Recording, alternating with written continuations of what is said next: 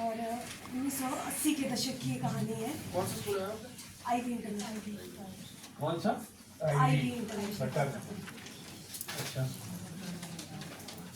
1984 की ये बात है। इसमें मुख्य रूप से पात्र है अनु, जो अपने बचपन से लेकर जवानी तक की कहानी हमें बता रही है कि कैसे शिमला मॉल रोड की वो बात कर रही है कि जिस समय पर टीवी जो है वो चलना शुरू ही हुए थे, लोग इकट्ठा होते थे एक घर में। पूरे गांव के लोग, कोई भी अगर चित्रहार आ रहा है, रामायण आ रही है, तो उसको देखने के लिए एक साथ बैठते थे। तो आज उसके घर में टीवी आ रहा है पहली बार, और वो बहुत एक्साइटेड है, अपने पापा के साथ आई है कि पापा मैं भी इसकी टांग ले चलती हूँ, और आज हमारे घर में टीवी आ रहा है। और पापा कहते नहीं बेटा, आप अभी छोटे हो, आप अभी ये काम नहीं कर सकते।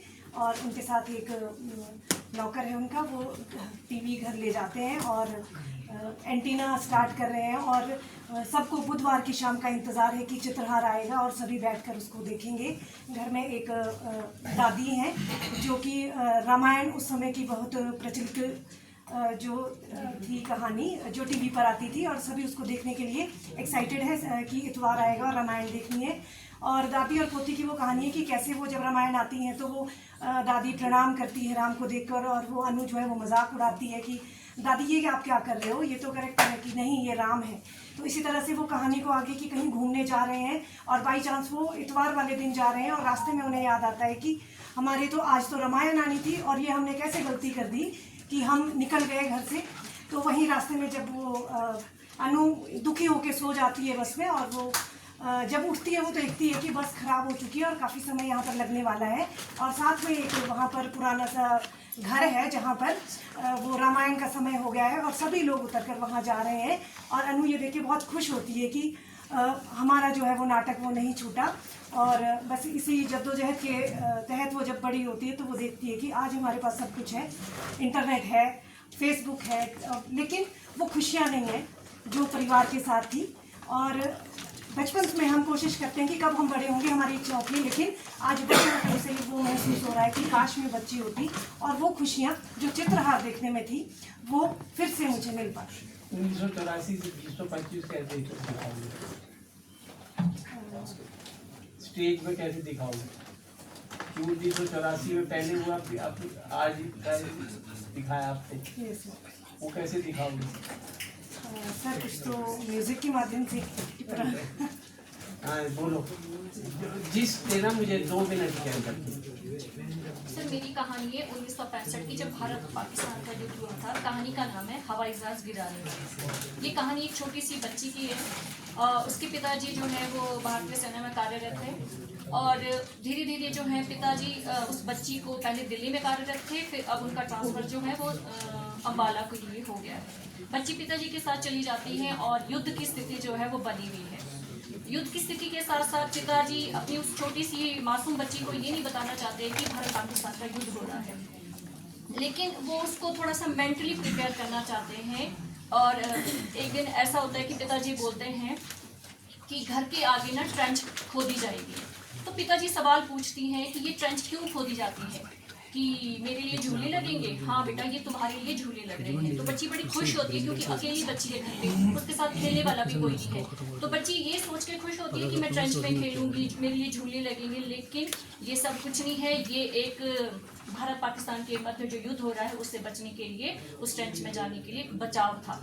तो बच्ची जब युद्ध होता है तो माँ जो है जल्दी जल्दी, जैसे ही सायरन बजता है तो बच्ची देखती हैं कि काले सायरन, वो काले जो आ रहे हैं सायरन से खौफ पैदा होता है। हम बच्ची को पिताजी माँ जो है उस ट्रेंच में ले जाते हैं। लेकिन माँ, ये दृश्य हमें दिखाना बेहद ज़रूरी है कि एक माँ जो है हमेशा से ही अपने बच्चे के लिए हमेशा प्रोटेक्शन ही देती है। तो बच्ची के लिए वो हमेशा पानी और कानों में रुई डालती हैं, और साथ में कि बच्ची खाना ना मांगे, इसलिए उस समय खीर बताशे ही होते थे, तो बताशे के रूप में कहा गया है कि वो बच्ची के लिए। तो जब सुबह होती है सब लोग देखते हैं दाएं बाएं, सब कुछ माहौल पहले जैसा हो गया, लेकिन जो बम गिराए गए थे वो उसी अम्बाला जिसमें वहाँ रहते थे वो लोग, उसके पीछे ही जो हॉस्पिटल था आर्मी वालों का, वो वहाँ गिराया जाता है।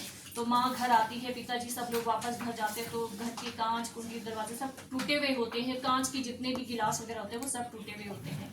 तो बच्ची बोलती है कि पिताजी ये सब क्या है, कि बेटा ये कुछ नहीं है, बम गिराया गया था, तो इसके लिए हमें तैयार होना पड़ता है पाकिस्तानी की खुफिया एजेंसी के द्वारा। कि ये खुफिया एजेंसी क्या होती है, कौन इसको ऐसे करता है, कि बेटा ये पाकिस्तान की तरफ से होते हैं, कुछ एजेंट होते हैं, वो हमारी जितनी भी यहाँ पे जो भी हम कार्य करते हैं उसकी वो जो है वहाँ पे बता देते हैं। तो बच्ची को बड़ा खौफ सा, अभी तक वो सिर्फ ये देखती थी कि आसमान में काले बादल आएंगे या हवाई जहाज आएंगे, मैं उनको गिरा दूंगी, लेकिन अब उसके अंदर इतना खौफ पैदा हो गया है कि वो जैसे ही देखती है तो वो खौफ वाली स्थिति में घर के अंदर भाग जाती है। खौफ, डर जाती है वो बहुत ज्यादा। खौफ नहीं होता, खौफ। वो बहुत ज्यादा डर जाती है और चली जाती है वापस। तो माँ धीरे धीरे जो है उसके अंदर एक डरावनी वाली स्थिति उत्पन्न हो जाती है। उसके बाद क्या होता है कि धीरे धीरे ठीक है, आपके 2 मिनट से ऊपर हो गया।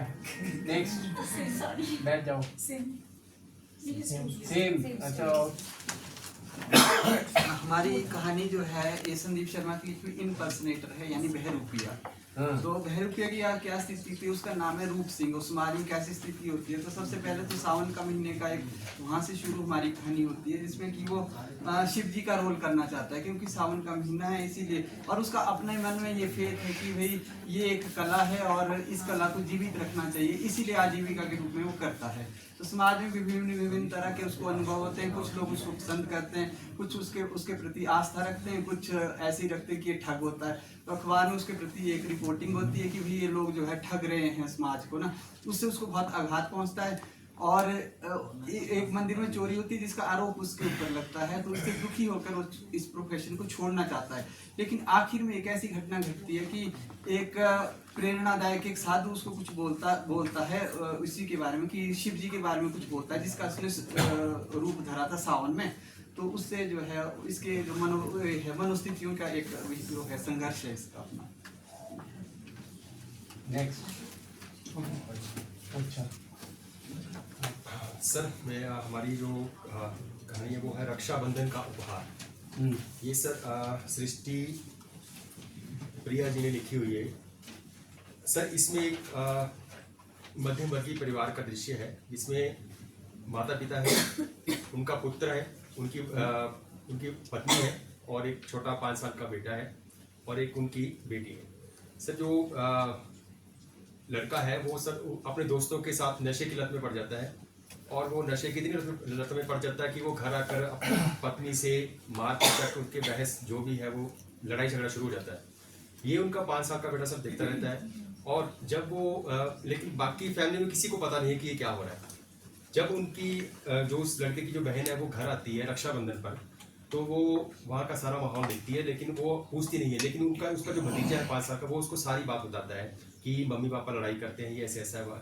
फिर वो अपनी भाभी से पूछती है कि क्या हुआ, फिर वो सारी स्टोरी अपने पूरे परिवार को बताती है। तो जो उस बहन का जो भाई है वो अपने भाई से बोलती है कि मेरे को इस बार रक्षाबंधन का क्या उपहार दे रहे हो आप। तो भाई बोलता है जो तेरे को चाहिए मैं तेरे को वो दे दूंगा।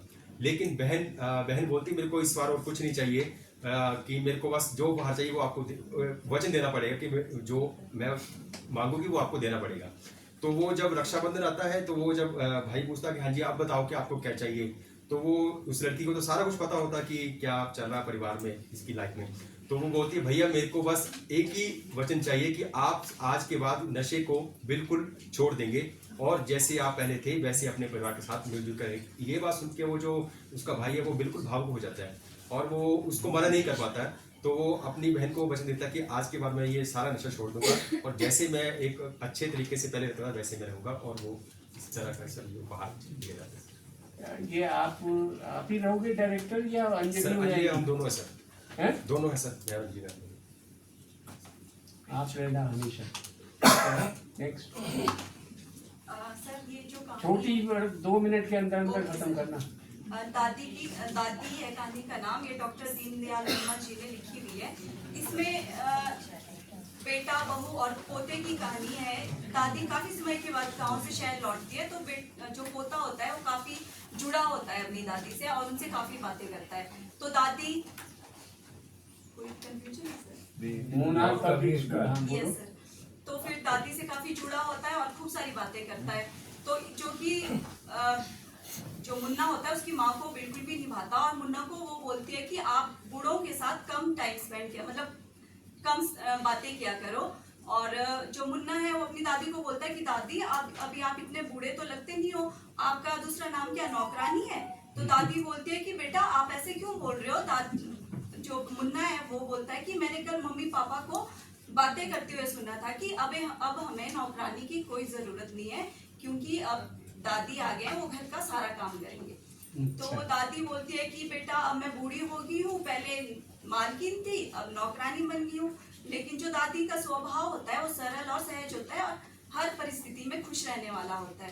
तो इतने में दादी और पोते की बातचीत चलती रहती है, तो बीच में मुन्ना की माँ आ जाती है और वो बोलती है कि मैंने तुम्हें बोला है कि बूढ़ों के साथ ज्यादा टाइम मतलब ज्यादा समय मत व्यतीत किया करो। तो मुन्ना बोलता है ठीक है माँ, मैं बूढ़ों के साथ ज्यादा समय व्यतीत नहीं करूंगा, और जैसा आप कल पापा को बोल रहे थे कि 5-6 साल तक इनसे खूब काम करवा लेते हैं, फिर इनको किसी अच्छे से वृद्धाश्रम में छोड़ आते हैं, तो मैं भी आपके साथ यही करूंगा। मैं आपके जब आप बूढ़े हो जाओगे तो मैं आपके साथ ज्यादा समय व्यतीत नहीं करूंगा और आपको भी किसी अच्छे से वृद्धाश्रम में छोड़ आऊंगा। सर यही स्टोरी है। किल्टा की कहानी, किल्टा कहानी। नेक्स्ट सर, वैसे हमारे को कल ही स्टोरी मिली है, कल ही आदेश हुआ था, तो भी आपको वहाँ जाना है। लेट मिली आपको? हाँ जी, वंदना का है। क्योंकि तो ये कहानी है एक जो हमारा वो है देवो सर्वव्यापी, देवो सर्वव्यापी एक चिंतनशील आवाज में सुनाएंगे कहानी। हिमाचल प्रदेश के थियोग गांव की एक कथावाचक है, आर्य नाम की कथावाचक है। कहानी विश्वास, प्रकृति और दिव्य उपस्थिति जैसे विषयों को एक साथ ढूंढती है। कहानी की शुरुआत कथावाचक एक सुंदर गाय गंगा से मिलने से होती है, जो उसे अपनी दादी की कहानी की याद दिलाती है। शुरू चल रहे तो आपको कहानी बनाएगी आपने, नहीं और कहा आप डायरेक्टर रहोगे या ये ममता आ जाएगी? ममता हम दोनों ही करेंगे, हाँ? दोनों करेंगे और भरसक प्रयास करेंगे, बहुत अच्छा करने का प्रयास करेंगे। सुंदर कहानी है, आपको विश्वास दुख दिलाते की कहानी है, वहीं के ममता परिवेश की है। ममता और प्रेम ये शर्मा, प्रेम शर्मा ये है। जी जी हाँ चलो ठीक है, कहानी आप इसका स्क्रिप्ट बनाइए। सर हमारी कहानी का शीर्षक है नेक बदला, लेखिका शगुन रनोट। कौन सा स्कूल है आपका? सर इसी एशिया नेक बदला। हाँ जी, ब्लूमिंग हिल्स से है सर ये, नोबल रिवेंज। हमने इसको शीर्षक दिया है नेक बदला। अच्छा, हाँ जी सर, सलेरा राज्य में राजबंधन और रानी विक्टोरिया समुद्री यात्रा पर निकले हैं। वे वहाँ के मनोरम दृश्य को देखकर बहुत आनंदित हो रहे हैं। उतने में क्या होता है कि समुद्री यात्रा पर जब वो अचानक चट्टान से उनका समुद्री जहाज टकरा जाता है, उसमें दरार आ जाती है। लेकिन कप्तान जो है अपनी होशियारी से जहाज को किनारे पर ले जाने में सफल होते हैं। राजा रानी जहाज से उतरकर बरगद के पेड़ की शरण लेते हैं। वहाँ पर एक बड़ी भयानक सी, बहुत डरावनी सी आकृति दिखाई देती है, और वो मैं तो चाहता हूँ कि आप जिस्ट बताओ कहानी का। जिस्ट क्या कहानी है? पढ़ रहे हैं। आप कहानी तो मत पढ़ो, अच्छा सर, ठीक है सर। जिस्ट बताइए कि क्या जिस्ट क्या कहना चाहते हैं कहानी में। जैसे मैंने कहानी सुनाई थी उसमें आप अंधविश्वास कह सकते हैं कि अंधविश्वास पर इसमें आधारित। सर जो क्या कहते जो डरावनी आकृति बताई गई, जो चुड़ैल है इसमें, वो मतलब कहने के लिए चुड़ैल पहले तो बहुत डराती है सबको, लेकिन जब उसको अपनी बेटी की याद आती है, इला की याद आती है, तो वो रानी विक्टोरिया की बेटी को बचाने के लिए उसको उसकी क्या कहते हैं वापस वहीं पर उसके राज्य में ले जाती है ताकि वो उसको बचा सके। तो कहने का मतलब अभिप्राय ये है कि भी उसने एक तरह से चाहती तो उनसे बदला ले सकती थी, लेकिन ऐसा ना करके उस चुड़ैल ने रानी विक्टोरिया को उसकी बेटी लौटा दी थी, जबकि रानी विक्टोरिया ने उसकी बेटी को मारा है। तो उसी के गम में वो भी मर जाती सर, इसलिए वो चुड़ैल बन जाती है, लेकिन वो उसको बचा देती है। ठीक है, नेक्स्ट। तो शीर्षक है गंगा और लेखिका है पौंडा ठाकुर। तो तो ये एक गांव की स्टोरी है जहाँ पे बहुत तादाद में सैनिक मतलब ठाकुर रहते थे और ये बताया जाता था कि वो जो ठाकुर है वहाँ पे कैसे बसे, गौड़ देश का जो राजा होता था उन्होंने वहाँ उसे बसाया था। तो वहाँ पे क्या है कि ठाकुरों के साथ साथ वहाँ पे लोहार भी है, चमार भी है कुछ। तो आगे जो स्टोरी जो चलती है वो क्या है कि एक दिन सुबह का समय होता है और वहाँ पे ओमा नाम की एक लड़की मतलब बहू होती है जो कि फागनू की बहू है। इसमें कैरेक्टर है फागनू और ओमा। तो ओमा जैसे गौशाला में जाती है वहाँ से उसके रोने की आवाज़ आती है और फागनू अपने जो है पोते के अनुज के साथ वहाँ पे गौशाला पहुँच जाता है और बोलते कि तुम्हें क्या हुआ, तुम क्यों रो रही हो। तो क्या होता है कि वो जैसे गौशाला के अंदर जाते हैं, देखते कि वहाँ पे गाय मरी पड़ी होती है जिसका नाम था गंगा। अब वहाँ पे क्या था कि जब भी कोई पशु वहाँ पे मरता था, किसी भी जानवर की वहाँ पे डेथ हो जाती थी, तो वो किसे बुलाते थे, तारू चमार को बुलाते थे। वो ही सारा काम करता था उसका, गाय वगैरह का, मतलब जो भी अंतिम संस्कार उनका होता था। और उसका जो घर होता है नाले के नीचे जैसे होता है, वहाँ से हमेशा सड़ान सी चली रहती थी, ये बहुत स्मेल आती थी क्योंकि सारा काम वही करता था। और वहाँ पे खाल पड़ी होती थी, चमड़ी पड़ी होती थी, वहाँ पे उसकी हड्डियाँ पड़ी होती थी जानवरों की। अब वहाँ पे क्या होता है कि वहाँ पे एक लड़की आती है जो कि तारू की नातिन होती है, वैसे वो फागनू को भी नानी कहती है। अब जैसे ही वो गांव की तरफ आती है तो क्या होता है वहाँ पे कि उसे वो जो ठाकुर के लड़के थे, कुछ युवक थे वहाँ पे जो ठाकुर परिवार के थे, वो भी उस लड़की को आते हुए देखते हैं और वो मंत्रमुग्ध हो जाते हैं उस लड़की को देख के कि कितनी सुंदर लड़की है। और उसके पीछे पीछे पीछे वो भी फागनू नाम के घर तक चले जाते हैं और पत्थर पे बैठ जाते हैं, देखते हैं कि वहाँ पे क्या चल रहा है। तो जो लड़की है वो वहाँ पे उसे कुछ सामान देने आई होती है क्योंकि तारू जो चमार था वो औजार तो सारे लेके आ गया होता है, लेकिन कुछ सामान वो घर पे भूल जाता है। तो अपनी नातिन को उसने आवाज़ दी होती है कि तुम लेके आना। और वहीं पे जैसे ही सामने से वो आती है, घर तक पहुँचती है, तारू चमार उसे रोक देते कि बेटा तुम यहीं से वापस चले जाना, सामान यहीं पे छोड़ दो और डरना मत, सीधे रास्ते से वापस चली जाओ। अब जो लड़की है वो वैसा ही करती है जैसा उसको बोलते हैं और धीरे धीरे वहाँ से लड़कों को देखते हुए वो जो लड़के वहाँ पे टीले पे जाके बैठ गई थी, पत्थर पे जाके, वो उस लड़की के पीछे आए थे कि मतलब जैसे ना गांव में लड़कों को थोड़ा सा हो जाता है मंत्रमुग्ध हो गए, तो उसके पीछा करते हुए वहाँ पे आ जाते हैं और वो लड़की फिर उन्हीं लड़कों को देखते देखते वहाँ से ओझल हो जाती है खेत के रास्ते से। तो यहाँ पे फिर ओमा चाची को, जो ओमा वहाँ पे होती है ना औरत, उसको थोड़ी सी होश आती है। फिर वो लड़कों को पूछते कि तुम लोग तो हमारे गांव आते ही नहीं हो, क्योंकि थोड़ा सा जातिवाद का भी रहता था वहाँ पे गांव में कि तुम तो यहाँ आते ही नहीं हो, तो फिर यहाँ पे क्या काम है तुम्हारा। तो फिर वो लड़के बोलते कि कुछ नहीं चाची, बात को संभालते हुए कि कुछ नहीं हुआ है, आप गंगा जल दे दीजिए, हमारे ऊपर भी छिड़को और रस्ते पर छिड़क दो क्योंकि डेथ हुई है गाय की। और कदक्स अगर यहाँ से निकाला जाए इसका कि मुख्य संदेश क्या है कि देखो गंगा, और वो जो नातिन होती है ना उसका नाम भी गंगा होता है, गाय का नाम भी गंगा होता है। तो वो गंगा जो थी ना गाय, वो सबको पालती थी, मतलब वो एक सिर्फ लड़की या वो एक गाय नहीं है, वो चलो एक ठीक वो है, चीज़ ठीक है। वंदना, ये जाति सूचक शब्दों का इस्तेमाल नहीं होना चाहिए। कहानी आप इसको बदल सकते हो, पूरी कहानी बदलनी है सर? हाँ पूरी कहानी बदलिए इसमें, क्योंकि बहुत जाति सूचक बाद में आती है, जाति की बात आती है। पर सर मेन जो एंड पार्ट है वो सिखाने का है कि आज की डेट में भी अभी भी लोग वो कर रहे हैं। गवर्नमेंट ऑफ इंडिया का एक्ट है, ये जाति सूचक शब्द नहीं बोले जाते हैं। बच्चों से गलती हो सकती है, ठीक है। ये चमार और ये जो शब्द हैं ये इस्तेमाल नहीं किए जाते अब। किसमें बोल रहे हैं सर? नहीं तो वो नहीं होने चाहिए ना। संजीव, हाँ जी सर। तुम देखो ये इसमें जाति सूचक शब्द अगर हट सकते हैं। हाँ वो तो निकाले जा सकते हैं सर। हाँ तो निकालो, शब्दों के साथ खेला जा सकता है। हाँ ठीक है, ठीक है। तो तब कहानी हम एक्सेप्ट करते हैं, नहीं तो नहीं करेंगे एक्सेप्ट। चलो नेक्स्ट। और स्कूल बोलो। संबोटा तिब्बतन स्कूल। संबोटा, अच्छा। तो कहानी का नाम है सर दादाजी का। पहले बताओ ये संबोटा कैसे नाम पड़ा इसका? संबोटा सर पहले तो टिबेटन स्कूल होता था। पहले CST था, सेंट्रल स्कूल फॉर टिबेटन।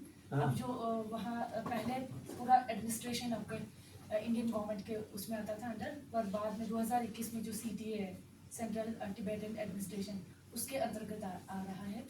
तो इसके तहत जो नाम चेंज हो गया है सर, संबोटा। संबोटा कौन होता था? संबोटा जो टिबेटन जो स्क्रिप्ट है ना, वो लिखने वाले, अच्छा। उनके नाम पे संबोटा बना। अच्छा। तो सर कहानी है दादाजी का सिक्का। Grandfathers coin. हाँ जी। और लेखक है पंकज दर्शी। मेरे को जिस्ट बताना, आप पूरी कहानी मत पढ़ना। हाँ जी, पंकज दर्शी। अब इसमें सर एक छोटा बल्लू नामक एक लड़का होता है और उनके दादाजी और माँ, पूरा दृश्य लगभग उनके इर्द गिर्द घूमता है। और पिताजी आते हैं बहुत बाद में। इसमें क्या होता है सर कि जो बल्लू है वो हमेशा अपने दादाजी के साथ सोता है। तो एक दिन बल्लू क्या है, अपनी माँ से जिद करता है कि मैं आज से मम्मी के साथ, दादाजी के साथ नहीं सोऊंगा। तो मम्मी क्या है, कारण पूछती है कि तुम क्यों ऐसे बोल रहे हो। तो बल्लू बोलता है कि उन्हें क्या है, गैस की समस्या है, तो वो क्या है उनकी हवा निकलती है। तो इसके लिए इस कारण क्या है, बल्लू दादाजी के साथ सोना नहीं चाहता। तो माँ भी उसकी जिद को उसकी मान लेती है, परंतु ये बोलती है कि अगले दिन से तुम ऐसी जिद नहीं करोगे। तो उस दिन माँ मान लेती है अपने साथ सुलाने के लिए। फिर अगले दिन माँ अपने मतलब कि ससुर उनको, ताकि बुरा ना लगे इस हिसाब से वो बोलती है कि बल्लू पता नहीं बल्लू को क्या हो गया, बल्लू मेरे साथ सोने की जिद कर रहा है। तो जो ससुर हैं पिताजी, वो भी क्या है, वो बोलते हैं कि अब बच्चा बड़ा हो गया है, अब उसके मनोभाव को समझना चाहिए, तुम उसकी माँ हो। तो इस तरीके से बातें चलती है। अब अगले दिन क्या होता है कि जो माँ है वो मंदिर में जाती है और उस दिन क्या है कीर्तन होता है, भजन कीर्तन। और मम्मी क्या है दोनों को बता के जाती है कि मैं जा रही हूँ और खाना मैं बना के जाऊँगी और दोनों ने टाइम से खा लेना। और फिर दादाजी को आइडिया आता है कि हमारे जो आपके घर के पीछे एक खाट है, पुरानी खाट, तो उस पर क्या करें कि उसको ठीक करें, ताकि क्या है बल्लू मेरे साथ ही मेरे बगल में सोए। क्योंकि बल्लू माता उनकी बहाने बनाती है ताकि पिताजी को बुरा ना लगे कि बल्लू ये चाहता है कि एक ही बिस्तर पर सोना दादाजी के लिए आरामदायक नहीं है। इसलिए मतलब कि जो ये बहू है वो बात को संभालने की कोशिश करती है ताकि ससुर को बुरा ना लगे। तो इसका निवारण जो पिताजी है वो ये निकालते हैं कि वो किसी तरीके से उस खाट को ठीक करे और बल्लू मेरे साथ ही बगल में सो जाए। तो ये सारी चीजें होती है। ठीक। स्कूल बोलो। कहानी चमत्कारी चिड़िया, अंकुर भारती। चमत्कारी चिड़िया कहानी सूरजपुर गांव की पृष्ठभूमि पर आधारित है। गांव बिल्कुल शांत होता है, लेकिन एक दिन अचानक एक शिक्षक, गांव के शिक्षक है, वो अखबार में पढ़ते हैं कि अचानक स्कूल के 3 बच्चे लापता हो गए। राम नारायण जो शिक्षक है इसे अंधविश्वास मानते हैं, लेकिन लोग इसे भूत प्रेत मानने लगते हैं। एक दिन उनका भतीजा सुबह स्कूल से शिक्षक ने दरवाज़ा खटखटाया कि आज रवि स्कूल नहीं आया। तो माँ कहती है कि वो कल रात से लौटा ही नहीं। यह सुनकर स्कूल बंद कर दिया जाता है। सभी भय और चिंता का माहौल, सभी लोगों में भय और चिंता का माहौल छा जाता है और गांव वाले जो उनकी दादी है वो जप करने लगती है। रवि के लापता होने पर यह रहस्य और भी गहराता है। पुलिस भी हार जाती है। तभी एक चमचमाता आदमी सफ़ेद कपड़ों में आता है जो कहता है कि बहुत स्वामी वाईफाई है। उसकी शैली, पहनावा, बोलचाल शहरी प्रभावशाली होती है।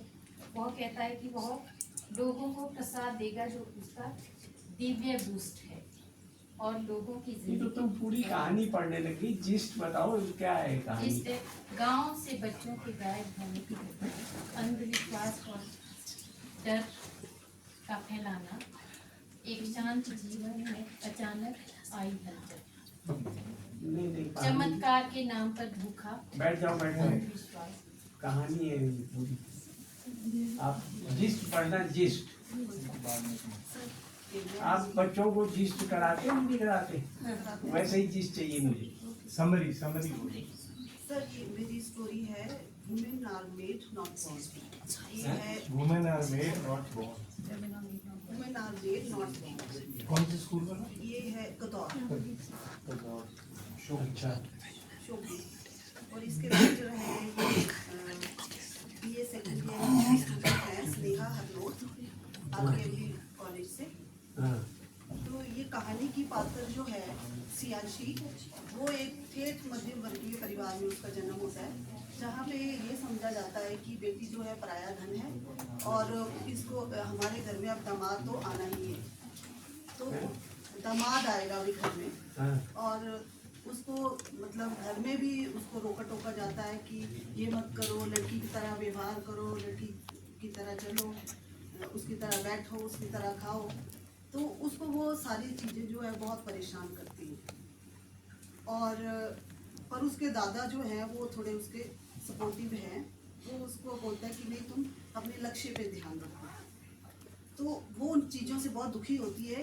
एक दिन कुछ पड़ोस में वो ऐसा देख लेती है कि उसको एहसास हो जाता है कि सच में जो है औरत को जो है वो बनाया जाता है, वो पैदा नहीं होती है। और अपनी शादी को बचाए रखने के लिए उसको बहुत कुछ सहना पड़ता है, अपने बच्चों के लिए बहुत कुछ सहना पड़ता है। तो औरतें जो है जो वो बनाई जाती हैं, पर वो खुद को भाग्यशाली समझती है कि उसके साथ ही कैसे दादा हैं जो उसको सपोर्ट करते हैं। वो उसको बोलते हैं कि तुम परेशान न हो, औरों की बातें मत सुनो, तुम अपने लक्ष्य पे ध्यान रखो। समाज तो बोलता है, तुम अपने लक्ष्य पे ही ध्यान केंद्रित करो।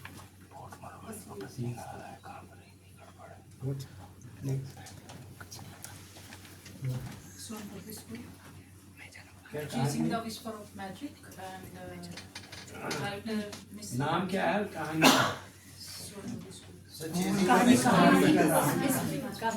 Chasing the Whisper of Magic, writer Miss Vedanshi। अच्छा। इसमें 8 पात्र दिए हैं। माँ है, 3 बच्चे हैं, एक अघोरी बाबा है, परी है, 2 पेड़ है। तो इसमें रिया नाम की लड़की होती है, समझदार होती है। तो 15 से कम है? कैरेक्टर्स कम है 15 से। आर्या नाम की लड़की होती है, वो काफ़ी समझदार होती है। उसने ढलान के बारे में सुना होता है जिसके घर के सामने होती है कि उसके बारे में कुछ जादुई शक्तियाँ है, रहस्यमयी वो है, उसकी बात है। तो इसमें कोई प्राचीन रहस्य छुपा है। तो वो उसके बारे में अपनी माँ से पूछती है, तो माँ उसे बताती है कि इसमें कुछ काली शक्तियाँ हैं, भूत प्रेत वास करते हैं, साथ में चमत्कारी शक्तियाँ हैं। लेकिन अगर उस ढलान पे जाना है तो अपने साथ एक स्पेशल टाइप का इत्र होता है, परफ्यूम होता है, वो लेकर जाना। अब कभी भी नंगे पाँव उस ढलान पे नहीं जाना है। अगर नंगे पाँव जाते हैं तो आप काली जादुई शक्तियों के वश में आते हैं। तो ये सारी बातें उसके छोटे भाई बहन सुन लेते हैं, तो वो बिना परमिशन के वो चले जाते हैं, ढलान पे चढ़ जाते हैं। दिन का समय होता है, जाते हैं कि हम रात होने से पहले वापस आ जाएंगे। लेकिन जब वो वहाँ जाते हैं तो वो कई प्रकार की चमत्कारी शक्तियाँ देखते हैं। तो चमत्कारी शक्तियाँ देखने के बाद वो काफ़ी खुश हो जाते हैं। फिर उसके बाद वो धीरे धीरे काली जादुई शक्तियों के वश में आते हैं, क्योंकि वो नंगे पाँव गए होते हैं। वो घर से निकल रहे होते हैं तो कहते हैं कि अगर हम जूते डाल के जाएंगे तो माँ को आवाज़ आ जाएगी, इसीलिए हम लोग नंगे पाँव जाते हैं। फिर माँ को जब घर पे बच्चे नहीं मिलते हैं तो वो रिया को भेजती है कि वो ज़्यादा दूर नहीं गए होंगे, उन्हें वापस लेकर आओ। लेकिन जब वो जाती है, देखती है उसे कहीं नहीं मिलती, फिर वो रिया उनको बचाने के लिए जाती है। बड़ी लड़की वो काफ़ी समझदार होती है, लेकिन उसे अघोरी बाबा दिखते हैं, बूढ़े बाबा, फिर अलग थोड़ी कुछ काली जादुई शक्तियाँ दिखती है। तो वो थोड़ा सा हड़बड़ाती है, तो हड़बड़ाते हुए उसका इत्र छूट जाता है, परफ्यूम गुम हो जाता है, जिससे वो जादुई शक्तियाँ उसके आसपास ना हो। फिर वो धीरे धीरे इस प्रकार से परी आती है, उसको हम फ्लावर के रूप में एक शो करेंगे। तो इसकी हेल्प से जादुई शक्ति को हटा के वापस ले जाते हैं। रूपेश ठीक है ये? अभी तो शुरुआत है।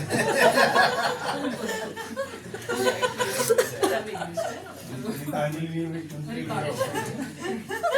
ना, गीतांजलि कहानी। चलो मैजिकल करेंगे ना, जादुई शक्ति भैया मैजिकल नॉट ट्रैजिक।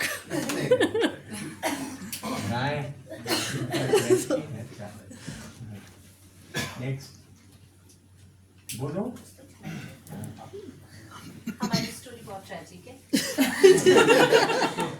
इसका नाम ही है अकेला। शुरू में एक बच्चा दिखाया, उसके मम्मी पापा की डेथ हो जाती है, वो नहीं है, वो फोटो से बात कर रहा है और ये क्या है बात बड़ी मुश्किलों से अपना गुजारा बसर कर रहा है, कुछ कमाता है और पढ़ लेता है। पढ़ के फिर वो नौकरी ढूंढ रहा है, नौकरी ढूंढ के भी फिर उसको नौकरी नहीं मिल रही है, बहुत हताश है, हर तरफ से उसको सिर्फ नेगेटिविटी नजर आ रही है, कुछ नहीं है उसकी जिंदगी में, उसको लग रहा है खत्म। और फिर उसके बाद उसको एक फ़ोन से उसको एक फ़ोन बजता है, वो उठाता है, उसके फ्रेंड का फ़ोन होता है जो उसका लंगोटिया होता है, उन्होंने साथ में पढ़ाई की होती है। वो कहता है आजा यहाँ पे हम मिलके कुछ करेंगे, इकट्ठे मिलके। वो वहाँ चला जाता है, फिर वहाँ पे वो दोनों मिलके एक दूसरे को सपोर्ट करते हैं, बल्कि उसके पास कोई पैसे नहीं होते, कुछ नहीं होते, तो वो उसका जो दोस्त है वो ही इसको सपोर्ट करता है कि भाई चलो अब हम इकट्ठे मिलके करेंगे। आखिर में फाइनली जॉब मिल जाती है, वो बहुत खुश होता है। अभी उसको लगता है कि अब शायद जो है जिंदगी थोड़ी सी नॉर्मल होगी, क्योंकि साथ में ट्यूशन भी पढ़ा रहा है। लेकिन जब कुछ ही टाइम होता है तो उतने में उसको एक दोबारा से फोन आता है, तो पता चलता है जो फ्रेंड जिसकी वजह से वो वहाँ आया होता है, उसकी एक्सीडेंट में उसकी भी डेथ हो जाती है, वो फिर अकेला रह जाता है। फिर उसको लगता है अब क्या करें। फिर वो जो स्कूल होता है, स्कूल में उसकी एक कलीग होती है, उसके साथ उसका लव अफेयर शुरू हो जाता है। तो ही वाज हैप्पी कि चलो फाइनली मेरे पास कुछ है, मैं अपनी ज़िंदगी आगे बढ़ाऊंगा। तो गर्मियों की छुट्टियां होती हैं, वो अपने घर चली जाती है, वो अपने घर चला जाता है, दोनों मस्त अपने वो कभी कभी फ़ोन पे बात कर लेते हैं। जब गर्मियों की छुट्टियां आती है तो वो बहुत एक्साइटेड होता है कि भाई अब मैं उससे वापस मिलूंगा। तो जैसे ही वो सामने आती है तो उसकी मांग में से दूर होता है, तो वो भी चल जाएगा। तो अब उसको लगता है कि अब तो कुछ नहीं है, मेरे पास जो भी आया वो सब खत्म है। तो वो बहुत परेशान इस हालत में अपने आप शायद अंदर से ये सोच रहा है कि अब मैं अपनी ज़िंदगी ख़त्म कर लेता हूँ, शायद मैं ही मनहूस हूँ टाइप। तो वो जा रहा होता है, तो एक छोटा सा बच्चा उसके पास आता है, भूखा होता है, कपड़े फटे होते हैं, कुछ नहीं है उसकी ज़िंदगी में भी, लेकिन होप है। तो वो उसको जाके बोलता है कि मुझे भूख लगी, आप मुझे कुछ खाने के लिए दो। तो उसको बहुत गुस्सा आता है कि मैं इतना दुखी हूँ और ये मुझसे कुछ मांग रहा है। तो उसको कहता है जाओ। फिर वो दोबारा से उसका कोट खींचता है, फिर बोलता है प्लीज़ आप मुझे कुछ खाने को दो, मैंने 3-4 दिन से कुछ नहीं खाया और मुझे बहुत भूख लगी है, शायद मैं मर सकता हूँ। तो वो उसको जोर से एक थप्पड़ मारता है, वो जाके दूसरी जगह जाके गिरता है और वो परेशान है कि मैं इसको क्या दे सकता हूँ जब मेरे पास ही कुछ नहीं।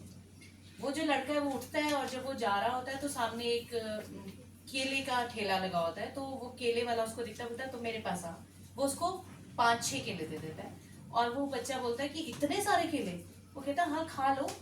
तो वो 4 केले खा लेता है, उसके पास फिर भी 2 केले बच जाते हैं। तो वो जो बच्चा होता है वो कहता है कि शायद ये भी भूखा है, तो वो जाता है और जाके उसकी पॉकेट में वो 2 केले डाल के वापस भाग आता है। और वो उसको कुछ बोले उससे पहले वो अपनी पॉकेट टटोलता है, तो वो पीछे मुड़ के देखता है कि जब ये बच्चा जिसके पास कुछ नहीं है, जब ये इतना होपफुल है कि 4 केले खा लिए, उसके बाद जो 2 बचे उसने कल के लिए नहीं रखे, वो उसने आने वाले दिन के मतलब मेरे लिए दे दिए कि शायद मेरी जिंदगी बच जाए। तो वो वहां से वापस मुड़ जाता है। वो जो दिमाग में ख्याल चल रहे थे कि मैं अपनी जिंदगी खत्म कर लेता हूँ, वो परेशान, वो कंफ्यूज है कि ये 2 केलों का कमाल है, ये उस बच्चे का कमाल है। बॉयज का स्कूल है या गर्ल्स का स्कूल है? गर्ल्स का। ये स्विच कर सकते हैं स्टोरी, क्योंकि वो तो बात में सारे बोल नहीं तो बॉयज तो अलग है। बॉयज अलग है। बना देते हैं बॉयज।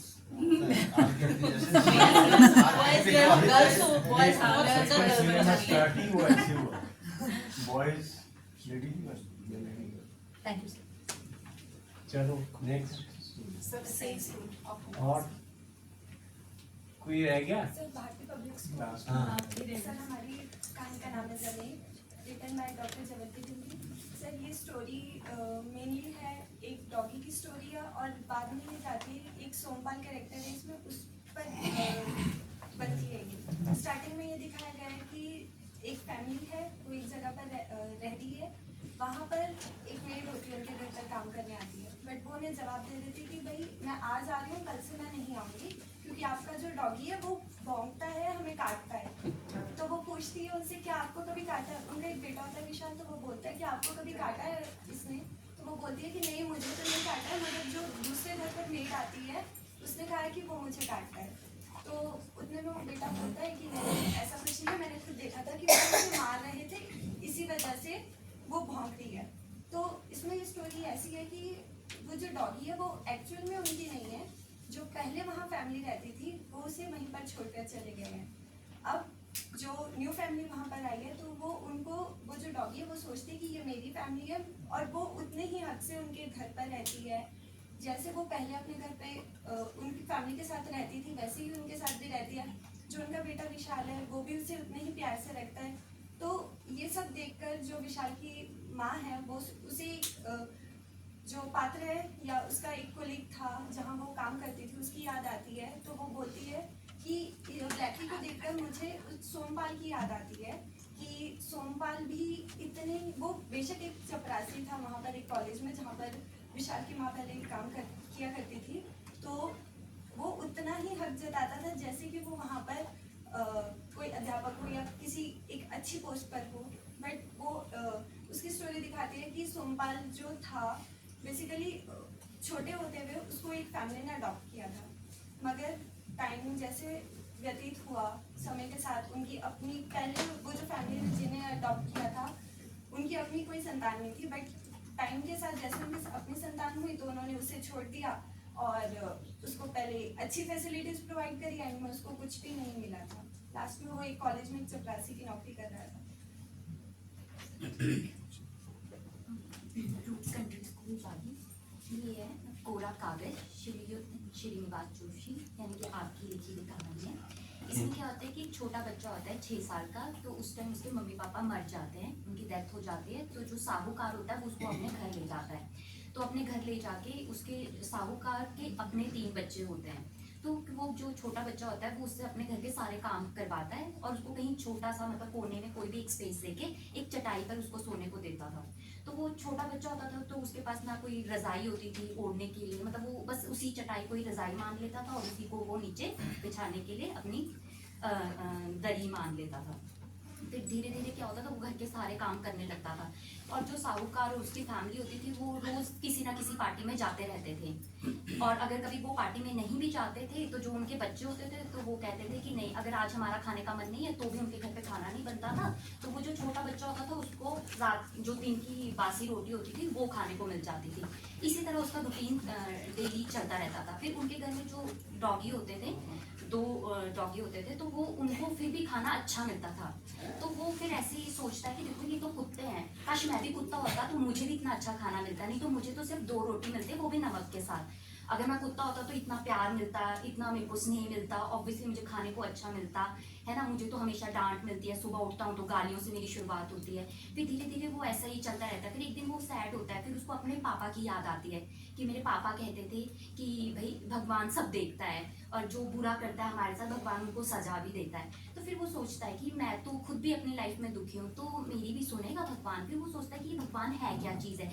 वो सोचता है कि शायद मेरे पापा का दोस्त होगा और उसी ज़माने का होगा तो फिर वो मुझे मिलेंगे कहाँ और शायद वो अब तक तो बूढ़े हो गए होंगे क्योंकि वो मेरे पापा के ज़माने के हैं। फिर वो सोचता है कि मैं उन्हें ढूंढने कैसे जाऊँ। तो जो उनकी मेन साहिबा होती है वो रोज़ रूटीन में उसको सब्जी लेने भेजती है कि तू जा सब्जी ले आ मार्केट से। तो उसको लगता है कि शायद वो कहीं मार्केट में मुझे मिल जाएंगे और वो इसी उसमें एक्साइटमेंट में निकल जाता है उम्मीद लेके कि हाँ शायद वो भगवान ही अब मेरी लास्ट उम्मीद है कि वो मेरे लिए सब कुछ कर देंगे ठीक। फिर वो जाता है बाजार में तो फिर उसको दिखते है कि डाक पेटी। तो उसको लगता है कि पता नहीं ये क्या चीज़ है क्योंकि उसने तो उतनी सी दुनिया देखी थी कि जो उससे साहूकार के घर में था कि बस मुझे रोज़ उठना है गालियाँ सुन के काम करना है। तो बस उतना उसका रूटीन होता था कि डेली जाऊँगा सब्जी लेके आऊँगा। फिर वो एक आदमी से चलते आदमी से पूछते कि भाई ये क्या चीज़ है। तो वो कहते हैं कि डाक पेटी है भाई इसमें चिट्ठी डालते हैं। तो उसको समझ नहीं आता है कि वो क्या है। तो वो बताता है कि भाई ये हमें किसी को चिट्ठी भेजनी होती है तो वो इसमें डालेंगे और वो एक समय पे पक्का होता है कि इस समय पे वो निकल जाएगी। तो उसको लगता है कि शायद अब मैं भगवान को चिट्ठी लिखता हूँ। फिर वो क्या करता है कि वो सोचता है कि पर मैं तो पढ़ा लिखा नहीं हूँ मुझे तो चिट्ठी लिखने भी नहीं आती तो अब मैं क्या करूँगा। फिर सोचते सोचते उसे याद आता है कि मेरे पड़ोस में एक भैया है भाई वो शायद पढ़े लिखे हैं वो लिख देंगे। तो फिर वो उनके इंतजार में उन भैया से पूछता है कि भैया आप मेरे लिए चिट्ठी लिख दोगे। तो वो सोचता है कि एक तो करेगा भी क्या बट वो कहते हैं कि चलो मैं लिख दूंगा आपके लिए तो कल ले आना भाई एक कागज़ और पेंसिल ले आना। तो वो इसी एक्साइटमेंट में पूरी रात भी उसका यही निकल जाता है कि चलो अब तो जल्दी से मुझे भगवान मिल जाएंगे, मैं उनको अपनी सारी बात बताऊंगा कि भाई ऐसे ऐसे है कि जो मेरे को साहूकार के बच्चे वो मारते हो, बुद्धि पकड़ चांटा खेलते हो मेरे साथ, और जब भी मैं सिलबट्टे पे काम करता हूँ और अगर मैं वो काम छोड़ दूँ तो जो मेन साहिब है वो मुझे थप्पड़ मारती है। तो फिर वो ऐसे ऐसे भगवान से अपनी सारी बातें कि मतलब मेरे पास ना चप्पल होते हैं ना जूते होते हैं, मेरे पास अच्छे कपड़े नहीं है, रहने के लिए अच्छा गद्दा बिस्तर नहीं है, तो ये सारी बातें मैं भगवान को लिखूंगा कि मुझे अच्छे कपड़े दिया कर, और जो छोटे बच्चे होते हैं उनके मम्मी पापा को छोटी एज में मत छीना कर, उनको थोड़ा बड़े होना दिया कर ताकि वो अपना मतलब अपने आप को संभाल पाए। तो वो ऐसे सोचता सोचता घर जाता है। फिर वो अगले दिन जब वो इंतज़ार करता है माधव भैया का, तो वो कहता है कि भाई वो तो आज आएंगे नहीं, क्योंकि वो गर्मियाँ पड़ते ही पहाड़ की तरफ चले जाते हैं। तो वो उनका इंतज़ार करता करता तो सब्जी वाले जो होता है वो कहता है कि बेटा वो तो अब आएंगे नहीं, क्योंकि वो तो पैसे वाले लोग हैं, उनको तो जहाँ काम मिलता है वो वहाँ निकल जाते हैं। तो वो बच्चा उसके इंतज़ार में फिर उदास हो जाता है कि ये मेरी लास्ट उम्मीद थी, ये भी मतलब जीरो हो गई, मतलब इसके बाद अब मेरे पास कुछ ऑप्शन नहीं बचा, बस वो कागज और वो पेंसिल लेके वो देखता है उस कागज को। तो फिर ऐसा है कि वो कोरा कागज कोरा ही रह जाता है।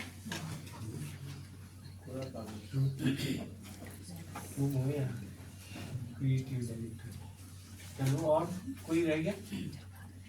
Auckland house school for boys.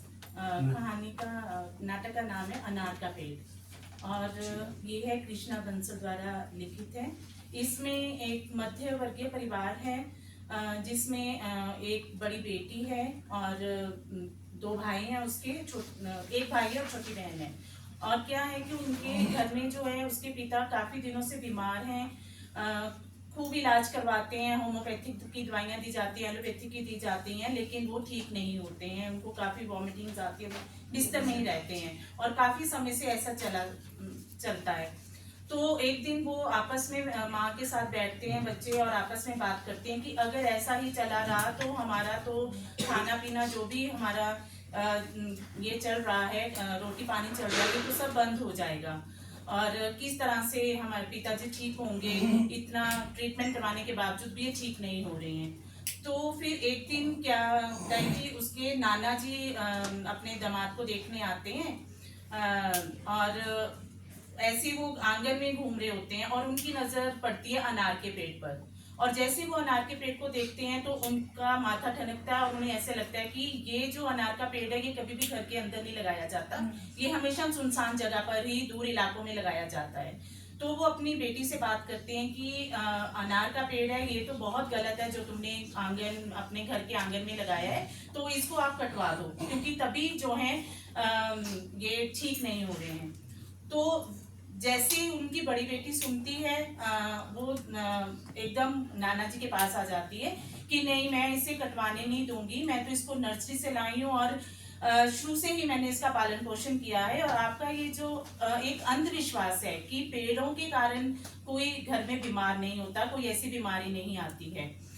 तो नाना जी बोलते हैं कि देखो बेटी, या तो देख लो तुम्हें पेड़ चाहिए या तुम्हें अपने पिताजी ठीक चाहिए। तो वो बोलती कि नहीं, ऐसा नहीं है कि पेड़ के कारण उसका मतलब ये होता है कि ये एक अंधविश्वास है। तो नाना जी बोलकर चले जाते हैं। तो रात को वो जब सोई होती है अपनी माँ के साथ तो उसे नींद नहीं आती, और उसको जैसे उसकी आंख लगती है तो उसको सपने में भी आता है कि कोई पेड़ काट रहा है अनार का, और वो एकदम उठकर बैठ जाती है। और उसकी माँ पूछती है कि क्या हुआ बेटी, तुम क्यों उठ गई हो? तो वो बोलती है कि माँ, मुझे सपना अच्छा नहीं आया है और मैंने जो इसकी शुरू से इतनी देखभाल की है, इतना इसको सींचा है, बड़ा किया है, तो मैं नहीं चाहती कि इस पेड़ को काटा जाए। तो इसी तरह से दिन बीतते जाते हैं। तो एक दिन उनके घर में पड़ोस की एक डॉक्टर महिला आती है। डॉक्टर महिला आती है, उनका हाल चाल पूछने आती है कि चाचा जी का हाल क्या है। वो उसको देखती है, पेट को दबा के देखती है, सारा कई तरह के क्वेश्चंस करती है बीमारी से रिलेटेड। तो फिर वो उनकी बड़ी बेटी को बोलती है कि घर में नींबू है? तो बोलती हाँ है। तो वो नींबू मंगवाती है और उसको बोलती है कि इसको काट कर अंगीठी के ऊपर इसको सेको और नमक, काला नमक लगाकर इसको लेकर आओ। तो वो वैसे ही करती है, लेकर आती है, डॉक्टर को देती है, और डॉक्टर जो है उनको देते हैं बीमार पिता को कि इसको आपने दिन में 3-4 बार इसको चूसना है, और इसी तरह से आपने 3-4 दिन ऐसे करते रहना है। तो वो ऐसे ही कंटिन्यू करते हैं, और थोड़े दिनों के बाद 3-4 दिन में वो पिताजी ठीक हो जाते हैं और अपना चलना फिरना स्टार्ट कर देते हैं। तो वो बहुत खुश होते हैं परिवार वाले कि इतनी दवाइयाँ देने के बावजूद भी ये ठीक नहीं हुए हैं, और एक डॉक्टर ने घरेलू उपाय बताया तो उससे ये ठीक हो गए हैं। तो जो बड़ी बेटी है वो बोलती है कि हमें डॉक्टर को कुछ देना चाहिए। वो मिठाई का डिब्बा अपने छोटे भाई के पास भेज देती है कि उनको लेकर आओ, उनका थैंक्स करो। और फिर इसी तरह 4-5 दिन के बाद नाना जी वापस आ जाते हैं मजदूरों को लेकर, और वो बोलते हैं कि इशारा करते हैं कि इस अनार के पेड़ को काट दो। और जैसे वो देखती है कि नाना जी ने इशारा किया है, वो अनार के पेड़ को जकड़ के पकड़ लेती है कि नहीं, मैं इसको काटने नहीं दूंगी। कि नाना जी आपका ये अंधविश्वास है, पेड़ कभी भी जो है बीमारी नहीं फैलाते हैं घर में। पेड़ तो हमें ऑक्सीजन देते हैं, प्राण वायु देते हैं, हमारा संरक्षण करते हैं, पृथ्वी का संरक्षण करते हैं। तो कृपया आप इसे मत काटिए।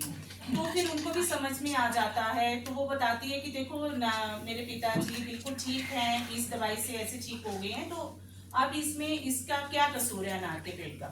तो इसी तरह से फिर वो नाना जी को समझ आ जाती है, वो उसे आशीर्वाद देते हैं कि बेटी जो तुम काम कर रही हो बहुत अच्छा कर रही हो, इसी तरह पेड़ों का रख रखाव करती रहो।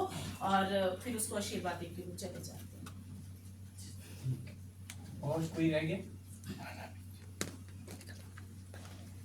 की भी सुविधा है, हम सब ओपन है क्वेश्चन आंसर्स के लिए थ्रू वेरियस कम्युनिकेशन चैनल्स। सबसे इम्पोर्टेंट इसमें क्या है, स्टोरी सुनी हमने अच्छी, ठीक है, thank you sir. Script is sacrosanct in theatre, unlike film. तो आपकी एक्सरसाइज अब ये है कि स्टोरी से आपको स्क्रिप्ट बनानी, ये आपको एक एक्स्ट्रा क्रिएटिव एक्सरसाइज है, आपको स्क्रिप्ट नहीं मिली है। ये बड़ा इंपॉर्टेंट स्टेज है।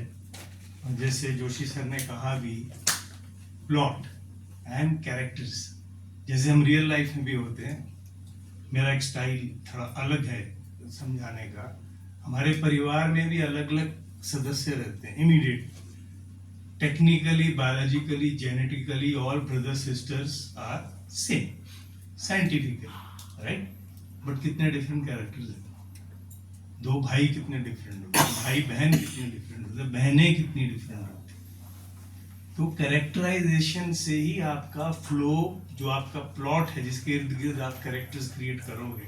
अब कैरेक्टर्स तो आपको आइडिया हो गया। अब जैसे कहानी थी, इसमें था जूम नहीं रही थी, कुछ था ना कहानी में था, तो अब जूम कैरेक्टर नहीं होगा। ये जरा ध्यान रखना। So don't get into unnecessary details. Plot जो जैसे होता है ना, एक आप जैसे सूर्य होता है, तो सूर्य से किरणों की तरह जुड़े रहना। ये नहीं कि आप वो मार्स पहुंच गए और वो कहीं वीनस पहुंच गए, कहीं चांद पे पहुंच गए, ऐसा नहीं। एक जो सेंट्रल सोलर सिस्टम का एक सूर्य रहता है, उसके इर्द गिर्द सारे प्लैनेट्स घूमते हैं। तो आपको जो कैरेक्टर्स क्रिएट करेंगे, and try to keep it minimum. हम बड़े यहाँ पे वो कोई नेशनल ड्रामा स्कूल नहीं हो रहा है, स्कूल है, बच्चे हैं, सीख रहे हैं सब, तो वो थोड़ा ध्यान रख के, क्योंकि आपका ही एफर्ट बचेगा। और प्रॉपर्टीज भी बहुत इम्पोर्टेंट है। जैसे एक वो सर कह रहे थे कि हम कार्डबोर्ड की कार बना देंगे, किसी ने कहा म्यूजिक साउंड इफेक्ट्स में डाल देंगे। So try to keep it minimum. अब जैसे एक स्कूल था, वो प्रोमिला ठाकुर जी की कहानी थी, मंडी की, Kullu versus Mandi, I think Saraswati school में था। उसमें बस थी, तो बस वाज रेलेवेंट क्योंकि उसमें पैसेंजर दिखाए थे, वो कुल्लू से मंडी आ रहे थे, दिखाना था। उसमें वो कार्डबोर्ड बड़ा अच्छा लगा था। तो ये जरा ध्यान रखना, आपका अपना एफर्ट बचेगा। आप ध्यान रखिए प्लॉट और कैरेक्टर्स पे, वो इन सब दिखावों पे मत चले जाओ, वो डिस्ट्रैक्शन हो जाएगी, आपका डाइल्यूट हो जाएगा। आपकी बड़ी अच्छी कहानी है या बन सकती है, क्रिएटिव डायरेक्टर्स को कैसे इंटरप्रेट करते हैं, वो डाइल्यूट हो जाता है बिकॉज हम एलिमेंट्स बहुत सारे ले आते हैं 20 मिनट। और एक चीज मैं और कहूँगा, मैं स्कूलों, कॉलेज, यूनिवर्सिटी में जाता रहता हूँ, not only theatre, others things also. मैंने एक चीज नोट की है जो मेरा एक पर्सनल ऑब्जर्वेशन है, this nothing to do with theatre per se, overall teachers को आदत होती है सिखाने की, ये मौका आपका सीखने का भी। वो आप वो एटीट्यूड लेके चलो क्लास में कि आप A for apple, B for bat नहीं बता रहे। उनको बोलना ए फॉर एप्रिकॉट भी होता है, ए फॉर अनार भी होता है, ए फॉर अमरूद भी होता है। A can have various interpretations and definitions. तो सर ने भी एग्री किया, आपसे भी सजेशन आई, बच्चों को इन्वॉल्व करना। तो ये नहीं कि स्क्रिप्ट लेके उन पे आप थोप रहे हैं, they can get beautiful ideas, they can give you beautiful dialogue में ही कोई शब्दावली हो सकती है कुछ। और जैसे बार बार वही मैं उसको समावेशी कर रहा हूँ, स्क्रिप्ट बैठ के हमेशा 7 सारे पढ़ते हैं। अब मेरा चाहे एक छोटा कैरेक्टर है, मुझे आके कुछ प्रॉप ही देना है या एंट्री एग्जिट करनी है ये वो, पर मुझे सारी स्टोरी और सारे प्लॉट का आइडिया होना चाहिए। वो ऐसा ना लगे कि एक कैरेक्टर आया, उसने अपना काम किया, चला गया, फिर बी आ गया, बिखरा बिखरा बिखरा बिखरा, ऐसे नहीं। इट हैज टू बी, मतलब वो जेल करता है ना, जिसको आप कहते हैं गोंद से चिपका होता, जो आपका एक स्टेज है वो है। और जैसे कहा गया कि ये एंट्री एक तरफ से एग्जिट, वो कई बार ये गलतियां होती, ये होती, तो वो एंट्री एग्जिट बड़ा इंपॉर्टेंट होता है थिएटर में, कहाँ से आना। और आपके पास तो 2 डायरेक्शन है, सामने तो ऑडियंस बैठी है, पीछे वो बाकी हैं साउंड, जो भी वो बाकी लोग कोई जो भी उनके कर रहे हैं, वो बैक स्टेज कर रहे हैं। तो आपके पास सिर्फ बेसिकली देखा जाए दो ही साइड्स होती हैं जहाँ से। और जो ब्लॉकिंग की बात की थी, ब्लॉकिंग में एक चीज़ मैं ऐड करना चाहूँगा, अभी थोड़ा कह रहे पीट वो सब ठीक है, but let's also keep it little simple. अब आप यू आर एड्रेसिंग ऑडियंस, ये हमेशा ख्याल रखना। फिल्में आप काट सकते हैं, क्लोजअप हो गया, ये हो गया, हम सब, मैं दोनों चीज़ों का आपको कंपैरिजन इसलिए बता रहा हूँ, you will get a clarity. Theatre is सामने, it's 2 dimensional, it's not 360 degrees that way.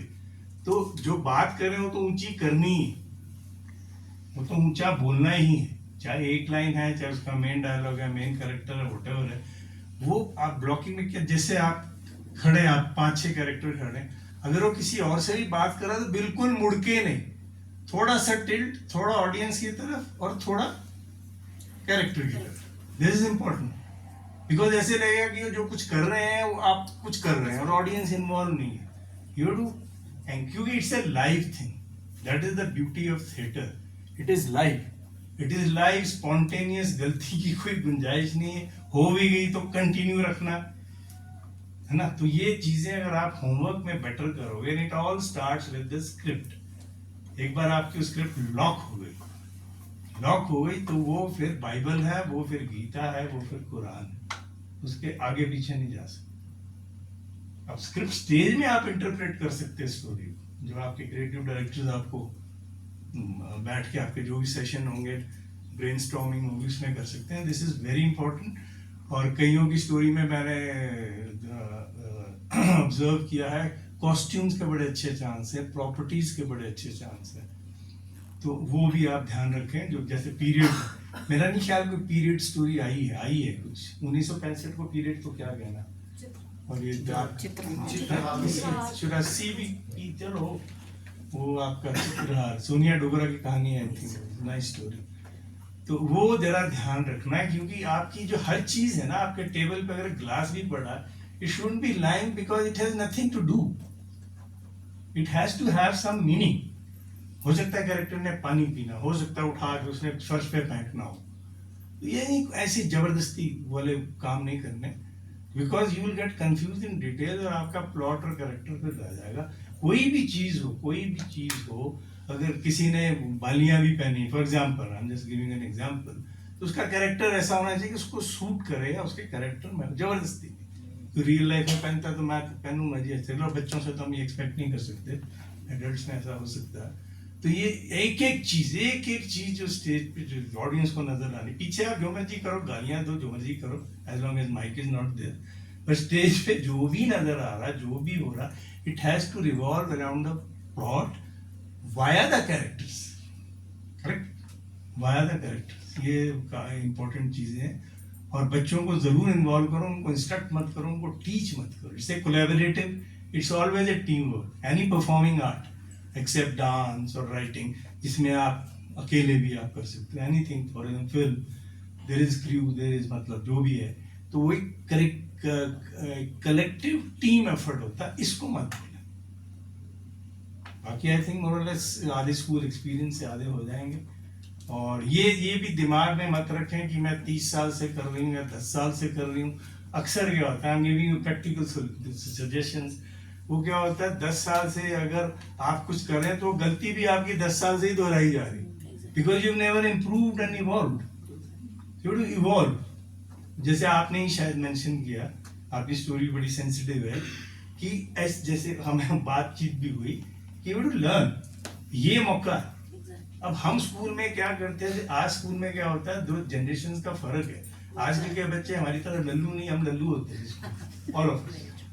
They are very bold, they are very open, और वो बोल देते हैं, इज्जत भी रखते हैं, बोल भी देते हैं। हम तो आज भी नहीं बोल सकते, घर में होता है ना।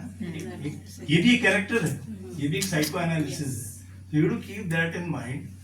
और बाकी वो थिएटर का फाइनल तो रिहर्सल होगा, जो गेटी में नहीं आए हैं, जिन्होंने कभी वो देखा नहीं है, जैसे आई थिंक आपसे एक्सपेक्टेड है कि ऐसा नहीं होगा, तो मतलब नहीं बच्चों को वो होगा, तो वो आपको मौका मिलेगा। 3 दिन का रिहर्सल है शायद, and all of us will be there, जो भी जितने अवेलेबल होंगे, तो वो आपको आइडिया हो जाएगा। ऐसा नहीं एक सीधा ही फाइनल में धक्का दे दिया तैरना सीखो, ऐसा नहीं। तो सब स्टेजेस से प्रॉपर प्लान हुआ, और ये पहली बार नहीं हो रहा, तीसरी बार हो रहा है। And we have also evolve, जैसे आप लोगों को याद है, वी हैव आल्सो इवॉल्व। हमने कुछ देखी ऑब्जर्वेशंस रही हैं जो प्रैक्टिकल हैं, वो भी हमारे इंस्ट्रक्शन में, हमारे ब्रीफिंग में भी हम भी इवॉल्व हुए। कई बार होता है ना, फर्स्ट आप एक्सपेक्ट करते हो, expectation you have to keep evolving. It's a dynamic process, it's not a static process.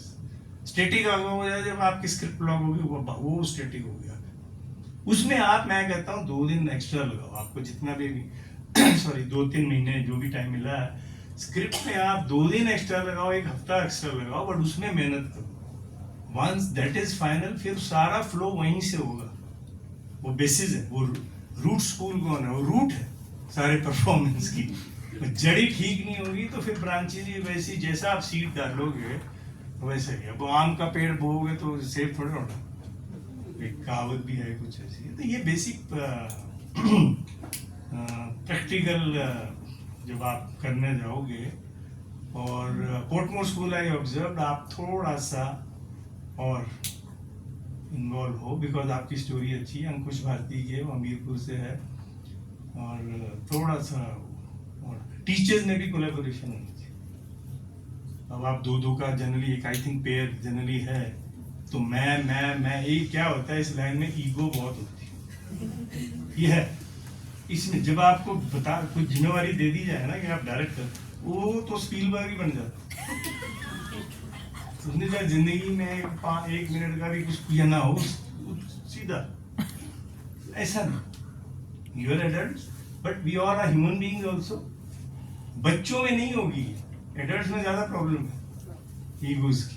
तो don't let your egos clash, so that it, मतलब बच्चों की परफॉर्मेंस या स्क्रिप्ट राइटिंग या क्रिएटिव प्रोसेस में उसमें कोई बाधा है। क्योंकि हमारा लक्ष्य क्या होना, लक्ष्य स्कूल कौन है, लक्ष्य क्या होना चाहिए। मैं आया था तो मैं वो कुनिहार की तलवार लाया था टिक्का साहब की, तो लक्ष्य हमने बनाया था उसका। 4 इनाम जीते थे, कितने जीते थे पता नहीं। तो लक्ष्य आपका, जो आपका फोकस होगा, उसकी भी एक एक्सरसाइज है। थिएटर वाले तो एक्सरसाइज कराएंगे, मैं आपको एक्सरसाइज देता हूँ। एक डार्ट बोर्ड रखो, एम करो बुलजाई पे, आपका अपना फोकस ठीक होगा। बच्चों से करो, डोंट बी फोकस्ड। जो जिस्ट, इसीलिए madam Portmore, gist is important. जब तक वो क्लैरिटी नहीं होगी ना, वो आगे ट्रांसलेट नहीं होगी। बाकी ऊपर वाले पे छोड़ो, वो करते क्या है, वो तो स्टेज पे आके वो तभी पता लगेगा। तो जैसे वो उन्होंने कहा कि जब स्कूल के फंक्शन होते हैं, आपके स्कूल के फंक्शन हमने भी किए, आपके भी देखे, वो एक बच्चा पेड़ बना होता है, तो माँ बाप इसी में खुश होते हैं कि पेड़ बना। फिर जब माँ बाप बैठे होते हैं, पेड़ ऐसे देखता, माँ बाप आएगी, that is beautiful. All will clap, all will laugh and all will enjoy, but not here. वो पेड़ को बोलो टेंट, उसके पीछे ही रहे स्टेम के, कहने वाले साइड से झांकते हैं ना, ऑडियंस साइड पे दिखता है सब कुछ। गेटी आप मोस्टली गए होंगे, कहीं भी थिएटर में गए होंगे, आपको पता है वो कैसे लेयर्स होती हैं एंट्रीज की, जो भी है। तो just keep it in mind, वो ऐसे झांक के ऐसे। तो ये सब क्या है, आपका परफॉर्मेंस अच्छी होती है ना इन चीज़ों से ना। वो जो जजेस बैठे हैं ना, दे गेट डिस्ट्रैक्टेड, एंड आपका ना ओवरऑल एक psychology plays a lot of part in perception. तो नंबर कोई वो मैथमेटिक्स नहीं कि नंबर देने बैठे हैं आप, वो जो आपको इंप्रेशन दोगे ना ओवरऑल, कॉस्ट्यूम चलो अलग हो गया, प्रॉपर्टी अलग, वो आप डिवाइड कर सकते हो, बट ओवरऑल जो प्ले की एक आएगी, जो बेस्ट प्ले होगा या बेस्ट डायरेक्शन होगी, ऐसी सब है ना, तो वो सब आएगा, तो वो ये चीज काम करेगी। ओवरऑल आपकी परसेप्शन परफॉर्मेंस की ठीक होनी चाहिए। बाकी बोलने को तो नॉन स्टॉप हम बोल ही जाए, उसमें कुछ नहीं। Excuse me, sir. कुछ Sir, आपको what about the narrator? Is it compulsory? Not necessary, depends depends. Depends जरूरी नहीं। अगर आपको जरूरत है तो आप डाल कई बार क्या होता है, जैसे इनकी पीरियड स्टोरी है, एक 65 की वॉर की, इनका जो वो जो इन्होंने कहा जिनको आईवी वालों को मिला है, वी आर दैट जनरेशन। हमने टीवी 82 में आया था, एशियन गेम्स दिल्ली में शुरू हुए थे, कलर टीवी पहला वेस्टर्न टीवी होता था जहाँ भी बेकरी खुल गई हो मदर्स चॉइस के साथ, उसको भी टॉयज की दुकान बोलते थे, जिनको याद है टॉयज मिलते थे, तो वहाँ पहले टीवी आए थे मैसोनिक। तो we know what Chitrahaar mean, लाल शर्ट नजर आ रही थी, ऐसे आंखें फाड़ के देख रहे लाल, हाँ ब्लू स्क्रीन थी होती थी पहले ब्लैक एंड व्हाइट में। हम तो दूरदर्शन का जब वो कलर में आता था ना, उसको यही कलर तो दैट्स ए ब्यूटीफुल स्टोरी। तो ये कहने का मतलब है, जब आपका पीरियड 65 या 84 भी इतना कोई ज्यादा नहीं, उसमें कई बार नरेटर आप रख सकते हैं, because you to jump few years, you can't 20 minute में क्या 2 घंटे में भी नहीं आप एक 100 साल या 50 साल का वो समराइज कर सकते। तो that depends on your creative interpretation by creative directors as well as दो भी स्कूल के हैं, तो वहाँ आप जंप ले सकते हैं, वहाँ पे नरेटर काम आ सकता है। कई आधुनिक नाटकों में नरेटर्स डाले गए हैं, जैसे एंटिगनी में कोई कुछ होता है, कितना समय बीतता है, वहाँ नरेटर है। एंटिगनी मॉडर्न ड्रेसेस जो नाटक है नया, उसमें एंटिगनी और नरेटर साथ साथ चलते हैं, नरेटर बीच में आता रहता है, तो आ सकता है। दैट डिपेंड आपके इंटरप्रिटेशन का। लेकिन 15 वो जो कैरेक्टर थे 15 लिमिट 15 से ऊपर नहीं जाना चाहिए, और ये 16वां नहीं होना चाहिए। हाँ वो सब काउंट होगा। आपका कोई प्रॉपर्टी रखने वाला भी आपने अगर एक स्पेशल रखा है कोई बच्चा, तो वो भी काउंट होगा, वो भी 15 में ही आएगा।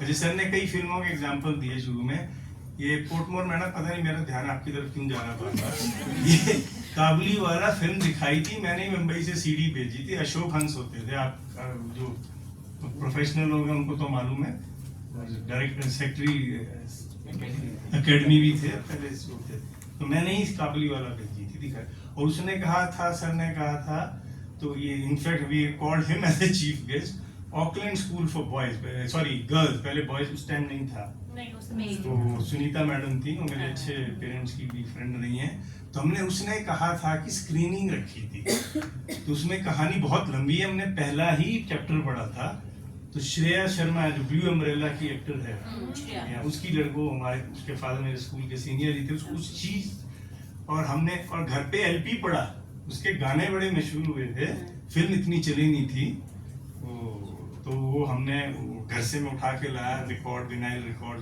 हमने जोशी जी थे वहाँ, और एक सब टाइम्स ऑफ इंडिया में लिखते थे, तो एक दिन मैंने जब पेपर खोला तो आर्टिकल आया उसमें बड़ा अच्छा खासा, तो उसने वो हमारा ये था कि स्टोरी की कैसे जो क्लासिक है, जैसे जेम्स बॉन्ड फिल्म है या जितने भी नाम लिए, काबुली वाला, रोशोमन, जापानीज, अकीरा कुरोसावा, ये सब, तो ये इंटरप्रिटेशन है, आपको इंटरप्रिटेशन में लिबर्टी आपके मीडियम देता है, बट स्टोरी और प्लॉट को नहीं आप छेड़ सकते, समझा? फिल्म है वो अपने उसकी इंटरप्रिटेशन उसके मीडियम के हिसाब से होगी, उसके डायनामिक्स अलग, थिएटर की थिएटर के हिसाब से होगी, है ना, वो लिबर्टी आपको है। अब लिबर्टी ये नहीं है कि लिबर्टी शूज वाले जूते पहन के कहीं चले व्यक्ति, वो वाली लिबर्टी नहीं है, वो रखने नाइकी है, स्टोरी एडिडास, प्यूमा, माल पे एक चक्कर मारो सारे जूतों की दुकानें मिल जाएगी, तो जिसकी जो स्टोरी है ध्यान रखो, वो जूता पहन के उसी दिशा में जा, ये नहीं है कि वो लखानी शूज हो जाए फिर, तो ये है। बाकी तो we are all adults professionals. Blocking में क्या रहा है? नहीं, मैं एक्चुअली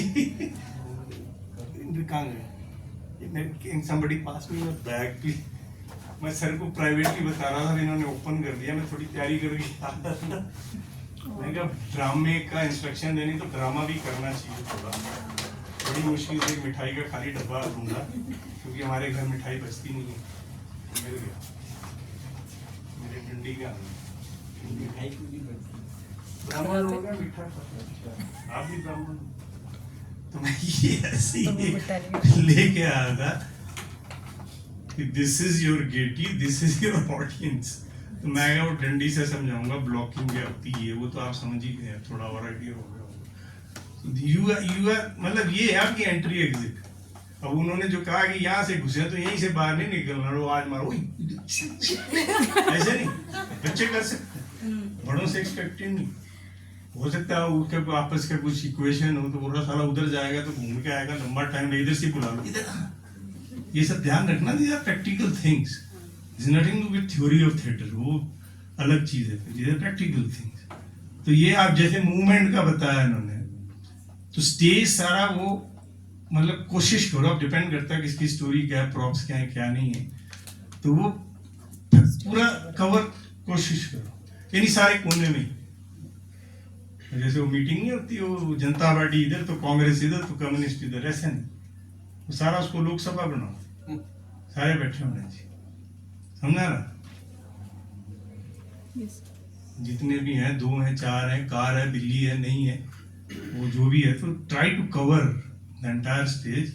और ऑडियंस, ये जैसे इन्होंने भी कहा, और ये तो बड़ी मतलब कॉमन सेंस की, ये कॉमन सेंस बड़ी काम करती, वो यहाँ बैठा है तो उसको सुनना चाहिए, क्या हो रहा है, वो ध्यान नहीं रहेगा उसको। और जज भी यहीं बैठे होते हैं अक्सर, वो आगे नहीं बैठे, आगे की सीट जैसे फिल्म की तरह ना, पीछे की सीट ज्यादा इंपॉर्टेंट होती है, वो सारे पीछे, तो सुनना चाहिए उनको। अब क्या होता है, सबसे बड़ी बात क्या होती है,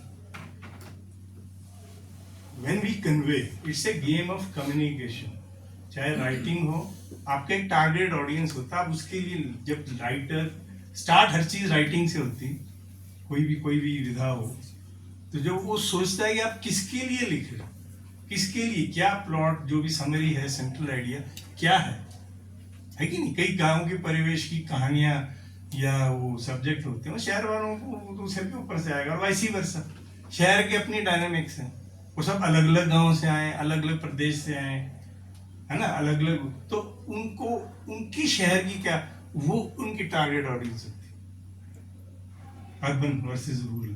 तो आपने ये ध्यान रखना है कि वो जो बात कम्युनिकेशन की है, आपको पता है, अब आपने एक बार स्टोरी पढ़ी, अब जाके पढ़ेंगे, 10 बार पढ़ेंगे, 15 बार पढ़ेंगे, आप ज्यादा पढ़ेंगे, टीम इकट्ठी हो जाएगी, तो जरा आपका नंबर तो ऐड हो जाएगा ना, यू नो इट। बट मैं बैठा हूँ ऑडियंस में, मुझे नहीं पता, मेरे लिए काला अक्षर भैंस बराबर। आप जो परफॉर्म करेंगे, जो आपकी स्टोरी होगी, वाया प्लॉट, थ्रू कैरेक्टर्स, आप जो हमको कन्वे करेंगे, वो कम्युनिकेशन में क्लैरिटी होनी चाहिए। ये मैक्सिमम देखा गया है कि कोई जैसे सस्पेंस ड्रामा होता है, कुछ भी होता है, जो भी होता है, आपको मालूम है, उसको थोड़े मालूम है यार, उसको कन्वे करना ना आपने। तो communication is important, you know, आप स्कूल में रिहर्सल कर रहे हैं, 10 बार कर रहे हैं, पढ़ ली, बात कर रहे हैं हमसे, कुछ क्लैरिफिकेशन कर रहे हैं, ये वो हो रहा, but when the audience will come, उनके पेरेंट्स आएंगे और जो भी गेस्ट आएंगे और जो भी वहाँ पे हॉल भरा होगा, they have no idea Chitrahaar क्या है या वो केले क्या है क्या नहीं। You to communicate properly. Communication में आप थोड़ा सा ये भी रिहर्सल करते हैं, क्रिएटिव डायरेक्टर्स के लिए भी मेरी इंस्ट्रक्शन है कि आप न्यूट्रल आदमी को बता के, जब आपको लगे ना कि फाइनल जैसा थोड़ा हो गया, थोड़ी सी मतलब खिचड़ी पक गई, अभी पुलाव में टाइम है, बिरयानी में टाइम है, थोड़ा एक न्यूट्रल स्टाफ में किसी को बुला के, जिनको पता ही नहीं कि क्या कर रहे हैं, तो थोड़ा एक उनको ऑडियंस बना के उनसे टेस्ट जिसको कहते हैं ना, वो मेरी प्रैक्टिकल सजेशन है, थोड़ा आपको वहां से वो फीडबैक आएगा, बजाय कि फीडबैक फाइनल में आए और आपके नंबर घटे। वो फायदा क्या, 3 महीने मेहनत करते। देखो ऐसा है कि मेहनत सारे करते हैं, मेहनत चोर भी करता, रात के अंधेरे में पाइप चढ़ के जाता है, सब सो रहे हैं, वो जाग रहा, बट दैट मेहनत is wrong direction, that hard work is in A wrong direction. आपकी डायरेक्शन करेक्ट होनी चाहिए, तब मेहनत का फल। आप सड़क ही गलत ले ली, तो जा रहे हैं, हाँ जी मैं तो ठियोग पहुंचना, जा रहे हैं आपके वाया रामपुरी, कहाँ ठियोग वाला रास्ता लो ना यार, समझा? आप डायरेक्शन, वो आपका प्लॉट और कैरेक्टर डिसाइड करें। तो कम्युनिकेशन इज वेरी इंपॉर्टेंट, अक्सर वहाँ फेल होते हैं। आप बड़े खुश हैं, बाद में पार्टी हो रही, ड्रामा कर लिया, ऑडियंस को क्या समझ का, फिल्म आई समझ, कुछ पता नहीं, जैसे कि कहा भी गया, और सत्य है, हम ऑडियंस रहे, सारी उम्र हम सब ऑडियंस भी रहे, उनको इम्प्रेस करना है, उनको कम्युनिकेट करना है। not anybody else, not your parents or colleagues or principal की हाँ हम तो ड्रामा करा रहे हैं, रूबिन सर बड़े खुश हो गए। अब वो आपकी प्रिंसिपल मैं नहीं जानता, रूबिन आई नो, चलो जो भी है that's okay, that's not relevant here. What I am trying to say is कि आप जो परफॉर्म ऑडियंस आने वाली उनको मद्देनजर रखते हुए, उनको फोकस रखते हुए आपको सारी डायरेक्शन और ठीक दिशा ठीक सड़क पे लेनी है, तो यही है। बाकी I suggest we can if they want to add something. Upendra ji आप इतनी हमारी बक सुन ली, आप भी कर लो थोड़ी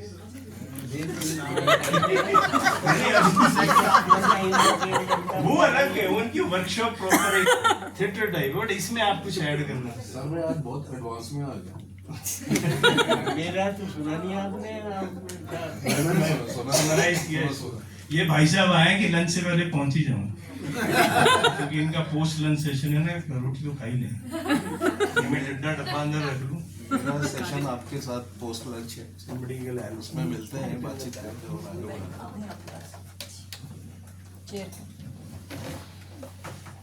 चले बंदर आओ बोलो।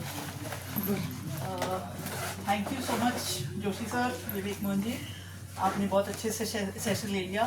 2-3 ज़रूरी बातें, एक आप सबको राइटर्स के फ़ोन नंबर दिए गए हैं, जैसे कभी बात उठी पामिला जी मैम की स्टोरी के लिए, तो अपने राइटर्स को ज़रूर कांटेक्ट करें एक बार, कुछ भी क्रिएटिव एलिमेंट करना है, क्योंकि ये जो गैप हम फिल करना चाह रहे हैं वो ये भी है कि राइटर्स के साथ एक कम्युनिकेशन स्कूल की हो और बच्चों की हो। कुछ इंटरेस्टेड भी होते हैं, अगर आप उनको बुलाना चाहें तो वो ज़रूर आएंगे भी, तो इट्स अ चॉइस, बट ये है कि आप ज़रूर कॉल करें। कोई भी डाउट क्रिएटिव एलिमेंट में कुछ हो रहा है, कुछ आपके डायरेक्टर्स या राइटर्स यंग बच्चे हैं तो वहाँ इतना फीडबैक आपको ना मिले, बट वो आपके क्रिएटिव डायरेक्टर्स उसको फिल कर देंगे, बट जो हमारे सीनियर डायरेक्टर्स हैं उनसे डेफिनेटली आप सीखेंगे ही, तो उस पर ज़रूर ध्यान दें। और दूसरी बात, आपने सभी ने स्टोरी समरी तो नहीं पढ़ी, वो पढ़ा बेसिकली हमने आपको, जो आपको एक वो बैग भी दिया था उसमें हमारी बुकलेट थी थिएटर की, तो वो समरी है वो आपने 1 महीने के बाद हमें 150 शब्दों में लिख के देनी है, और साथ में आपके जो फाइनल कैरेक्टर्स हैं, पात्र जो भी आप चुने वो देने हैं, तो पूरा महीना है आपके पास। उसके बाद जुलाई का महीना निकल जाएगा, 15 अगस्त तक हमें पूरी टीम की फोटोग्राफी चाहिए होगी। कोशिश करिए कि 15 अगस्त के बाद टीम ना बदले, क्योंकि वो जो फोटोग्राफ और वो जो जाएगी डिटेल, वो फिर हमारी बुकलेट जो बनती है डिजिटल वो बनेगा हमारा, फिर वो चेंज करनी हमारे लिए मुश्किल हो जाता है। तो ये जो टाइम पीरियड और आपको ये दे रहे हैं ये, इसमें आप अपना फाइनल करना है। अगर एक आधा कुछ पात्र चेंज होता है वो आप कर सकते हैं, पर अगर हमारी अपनी प्रोसेस जो हमारी बुकलेट की जानी है वो फाइनल होगी तो उसमें फिर कोई चेंज नहीं कर पाएंगे हम। तो ये आप डेट्स मार्क करके रखें, और समरी कोशिश करें, समरी बनाएं, आखिर में तो हम बना ही लेंगे, बट आपकी तरफ से आए और बच्चों की तरफ से आए तो वो एक और पार्ट जो उनको सिखाने का है कि एक बड़ी कहानी की 150 शब्दों में समरी कैसे बनानी है, वो हो जाएगा। आखिरी बात, आप सभी को एक और कार्य दिया गया था कि अपनी अपनी स्क्रिप्ट लाएंगे, तो अगर वो आप लाए हैं तो हमें प्लीज़ सबमिट कर दें, क्योंकि वो एक स्क्रिप्ट की कॉपी हमारे पास एज रिकॉर्ड रहेगी कि आप लोगों ने कितना ओरिजिनल काम किया है। एक स्क्रिप्ट की कॉपी हमारे क्रिएटिव डायरेक्टर्स के साथ जाएगी कि वो उस पर आगे कितना ज़्यादा उसको निखारते हैं, कुछ आपको डाउट्स हैं, जो भी है क्रिएटिव एलिमेंट्स जो अभी आपने सीखे यहाँ पे कैसे अडेप्टेशन में ऐड करने हैं, कैसे स्टोरी को थोड़ा बहुत चेंज करना है, वो भी आप सारा फिर उनके साथ मिलके कर सकते हैं। पर एक ओरिजिनल और एक फाइनल मतलब हमें कंट्रास्ट मिल जाएगा, क्योंकि ये जो स्टोरी अडेप्टेशन है ये भी आपके अवार्ड्स में और इसमें लिस्टेड है, तो हमें जजिंग पैरामीटर्स के लिए हमारे को आगे जूरी को देने के लिए आसान हो जाएगा, राइट। बाकी लंच ब्रेक करते हैं, हाइड एंड सीक नीचे प्लाजा के पास है, वहाँ जाके लंच के इंतज़ाम किया गया है, और आई थिंक 2:15 का टाइम दिया है हमने, तो 2:15 वापस यहीं पे मिलेंगे जब आपका सेशन जो हरकौल सर और भूपेंद्र सर के साथ होगा। अबाउट अडेप्टेशन की बात हो गई, टेक्निकल बारीकियां हैं, साउंड, लाइट, परफॉर्मेंसेस, जो एक्चुअल एक्सरसाइजेस वगैरह हैं, वो ये फिर दोनों सर संभालेंगे नेक्स्ट। आप सब लोग अपने अपने क्रिएटिव डायरेक्टर्स को जानते हैं? हाँ, इंट्रोड्यूस करो, पता ही नहीं, ये तो पता नहीं है, एक वो भी ये क्या है, ये किस किस के creative director? Auckland laureate, Auckland girls, Auckland boys और laureate, Auckland girls, Auckland boys और लॉरिएट। तीन है? अच्छा, आगे श्रुति। सरस्वती, आईवी बाय इसको सब वो टनल पार्क दे दियो।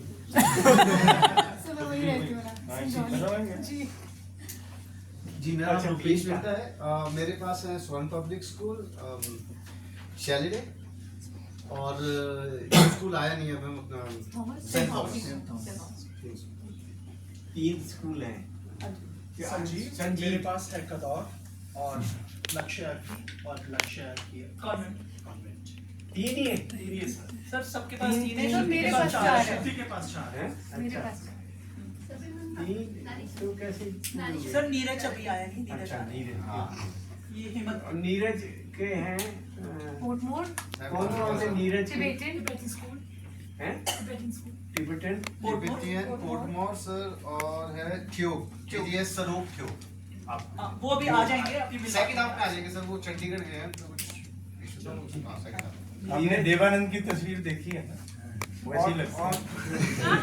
और हिम्मत अत्री जी, इनके पास Durga public school, Delhi world public school और भारतीय।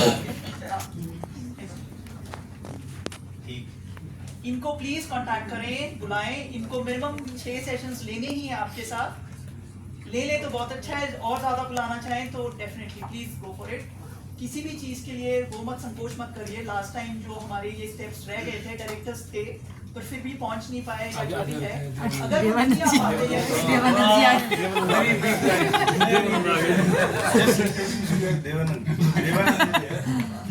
ये नीरज जी हैं जो अभी सरोग और पोर्टमोर टिबेटन स्कूल के डायरेक्टर। मैडम एक रिक्वेस्ट है, पर्सनल थी बट मैं पब्लिक करना चाहता हूँ। आई लव किड्स, तो कोई कुछ ना कुछ लोचा तो होने वाला है लॉजिस्टिक्स में, तो कोई एक आध स्कूल में हमें भी भेज दें। वही लॉजिस्टिक्स में अगर हमारे डायरेक्टर्स अपनी पर्सनल प्रोडक्शंस के लिए बिजी हो गए, कुछ हो गया, नहीं आ सकते, प्लीज हमें कांटेक्ट करें। ऑल्टरनेटिव्स बहुत हैं, हमारे सीनियर सर जो भी हैं, या हम कोई भी आ सकता है। तो हमने इतने सालों में सीख किया है, तो we are always there to help. So just communicate. WhatsApp groups में हैं, कॉल्स हैं, सबके लिए, डायरेक्टर्स के लिए भी हैं। टीचर्स टाइम नहीं दे रहे तो हमें बताएं, हम उनको कॉल करें। होता है, टीचर्स भी टाइम नहीं देते, उनके शेड्यूल्स बिजी है, we understand, but this is a process for skill building. ये सिर्फ हमें जीतना नहीं है, बच्चों को एक वो मत डालिए कि आपने जीतना है, परफॉर्मेंस पे फोकस करिए, बच्चे अपने आप सीख जाएंगे। कोई क्वेश्चन सवाल जवाब आप लोगों के पास कुछ हो, अगर पूछना चाहें? Thank you so much, but it was beautiful. Administration के बारे में कुछ पूछना चाहिए? It's not a question. Administration Such a nice thing. ठीक है, because as I said, I repeat, script stage important है, उसमें जब 2 घंटे ज़्यादा लगाओ, 2 दिन 2 हफ्ते, तो ये वो इसका झलक है। आपको कुछ पूछना पूछो, हम यहाँ कोई तारीफ सुनने नहीं आए हैं। We are also used to it and we don't care about it. Please fresh बच्चे ले लो। हाँ, क्वेश्चन फ्रेश बच्चे ले लो। सर, जैसे अभी आपने ब्लॉकिंग का बताया हमें, कि जैसे हम पहले जब हम प्ले या कुछ भी करते तो हमें यही डायरेक्शन मिलती है कि राइट साइड से एंट्री और लेफ्ट से एग्जिट, तो ये क्या कंपल्सरी हम अपने बच्चों को कैसे सिखाएं? आई डोंट थिंक मर्जी है स्क्रिप्ट नहीं, इसीलिए मैंने ये मेंशन किया कि बिल्कुल ए फॉर एप्पल पे मत जाओ। पहले तो जिस समझो, प्लीज पे अटेंशन। अगर उन्होंने कोई क्वेश्चन पूछा है, this is meant for everybody, not her. It's a general question and a general answer, please pay attention. आप भी बच्चों को झाड़ते हैं, हम भी झाड़ सकते हैं, हम आप बच्चे हैं, डोंट माइंड प्लीज। तो ये ABCD वाला काम नहीं करना है कि नहीं ऐसा लिखा है जी, वो फलाना वर्कशॉप, फलाना किताब में ऐसे नहीं। पहले जिस्ट को दिमाग, पहले है क्या हो, फिर आपने उसके हिसाब से आप, बट वो पैरामीटर हो रहे हैं। जैसे सर एक बच्चा, जैसे मेरा कैरेक्टर है, तो उसने सपोज लेफ्ट साइड से एंट्री की, हाँ। तो एग्जिट उसको राइट से करना है कि सेम ऐसी कोई प्रेफरेबली, मतलब कंपल्शन नहीं है, बट वो ऑड लगता है, विजुअली ऑड लगता यस सर, उस है। देखने में जिस तरफ में आया उस तरफ से एग्जिट ना। अब डिपेंड करता है वो कहाँ, अगर किचन से आया तो बाथरूम में तो नहीं जाएगा ना, समझ रहे हैं क्या बोल? जी बिल्कुल। अगर आपने आपका डायलॉग है या आपका जो भी स्टोरी है उसमें वो किचन को आवाज मारा, ओ भीमता जी वहाँ कड़ी बना रहे हैं, आएंगे, तो कड़ी तो खाई नहीं, तो बाथरूम जाने की जरूरत क्या है? तो जाएगा ना वापस कड़ी बनाने, समझ रहे हो? मेरा तरीका दरवाजा है जिससे वो आता है, बाहर जाना है तो उसी दरवाजे से बाहर जाएगा जो खोलने से तो वो इसीलिए बात बेसिक वही आती है, फर्स्ट अंडरस्टैंड योर स्टोरी, जिसको आपको ऑटोमेटिक आंसर मिलेंगे। हम इस पे फंसेंगे नहीं पसूड़ियों में, वो लेफ्ट जी, राइट जी, बाहर जी, ऊपर जी। एक कुंदन शाह की फिल्म है जाने भी दो यारो, बहुत कम ने देखी होगी, उसका यूट्यूब पे जाके आप वो महाभारत एक थिएटर, वो सारे थिएटर वाले हैं, ओमपुरी, पुराना डिक्का, ये वो अमरीश निकाल, उसमें ओमपुरी की एंट्री ऊपर से होती है, रस्सी से आता है, उसमें महाभारत रामायण सब मिक्स किया हुआ। See that, it's a comic scene but you get an idea. 5-10 minute का वो सीन है, यूट्यूब पे है, Mahabharat scene of film called Jaane Bhi दो यारो, इंडिया बेस्ट कल्ट फिल्म, आज तक वैसी कोई बनी नहीं ना बनी। See that for your idea. उसमें जो स्क्रिप्ट थी या जो भी हो रहा था उसी हिसाब से उन्होंने उस हिसाब से एंट्री एग्जिट किया। कोई जरूरी नहीं है, बट आप पहले वो किचन से अंदर और बाहर, ये आप पहले सोच लीजिए। हाँ, कौन से अंदर है? अगर अंदर जाना है तो हमेशा राइट से जाएंगे। हाँ, राइट से आया है अगर वो, अगर बाहर से आया है, कहीं किसी और से मिलने गया था और वो आया है, तो आप एग्जिट वाले से, लेफ्ट वाले से एंटर करेंगे। अंदर और बाहर ये रखिए आप। अब आप अपने घरों का सोचो ना, वॉशरूम किधर है, किचन किधर है, मेन रूम किधर है, बेडरूम किधर है, तो सेट भी ऐसे ही हुआ ना, स्टेज भी ऐसे ही। और कुछ सर, हमारा मेन एरोप्लेन, जैसे जहाज गिराने वाली लड़की, तो मेन प्रॉब्लम हमारा एरोप्लेन आप देखो डिसाइड करो। हाँ सर, उसमें एक वो आता है बलून टाइप एरोप्लेन भी आता है, या फिर दूसरा हम कार्डबोर्ड पर बना सकते हैं। आपका क्रिएटिव डायरेक्टर कौन है? डिपेंड कौन है क्रिएटिव डायरेक्टर? ये आई श्रुति बताओ। हवाई जहाज सर हम डिसाइड करेंगे, हम नहीं दिखाएंगे। दिखाने के लिए सभी हाँ जरूरी मैम उसको दिखाने के बहुत तरीके हाँ, वही बात फिर वही लिटिल एरोप्लेन दिखाना जरूरी। वही बात घूम के आ रही अगर है। आप कहानी ध्यान से पढ़ेंगे वही तो जो जहाज गिराने वाली बात है वो बेसिकली एक इसमें साइकोलॉजिकल एंगल है। नहीं ये अभी रिसेंट एक्सीडेंट के बाद क्या कहानी जैसे सर ने बोला ना कि आप बार बार कहानी पढ़िए, वो जो जहाज गिर रहा है वो एक्चुअली लड़की के पॉटी करने का सीन है। वो जहाज उस माँ वो कॉन्स्टिपेशन उसको उसके डर से हो जाती है। वो पहले है जो लास्ट में है, पर वो हाँ वो समझ गए, पर जो बेसिक आइडिया है वो ये है कि उस भयानक सीन से, बम की आवाज़ों से वो लड़की टॉयलेट में वो बैठ के बोलती है माँ मैंने जहाज गिरा दिया। माँ बोलती है माँ